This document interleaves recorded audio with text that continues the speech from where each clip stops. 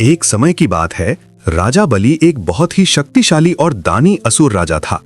उसकी तपस्या और वीरता से तीनों लोग, पृथ्वी, स्वर्ग और पाताल पर उसका प्रभाव बढ़ने लगा।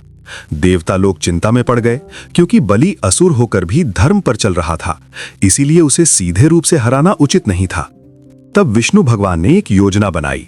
उन्होंने एक बाल ब्राह्मण का रूप धारण किया, जिसे हम वामना अवतार कहते हैं, और यज्ञशाला में राजा बलि के पास पहुंचे।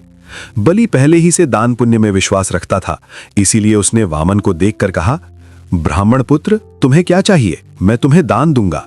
वामन ने मुस्कुराकर कहा, मुझे बस 3 पैदल भूमि दे दो। सब लोग हैरान हो गए, क्योंकि इतने बड़े राजा से सिर्फ 3 कदम जमीन मांगना अजीब था, पर बलि ने संकल्प दे दिया।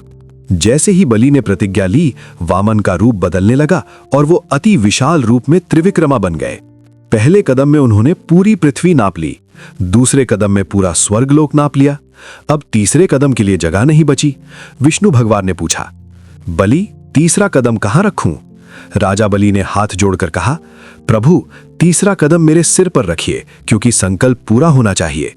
विष्णु भगवान ने अपना तीसरा कदम बलि के सिर पर रखा और उसे पाताल लोक भेज दिया, पर साथ ही उसकी भक्ति, सत्य और दान से प्रसन्न होकर वरदान दिया कि तुम हमेशा मेरे दरबार में रहोगे, तुम्हारे युग में देवता भी दर्शन देने आएंगे।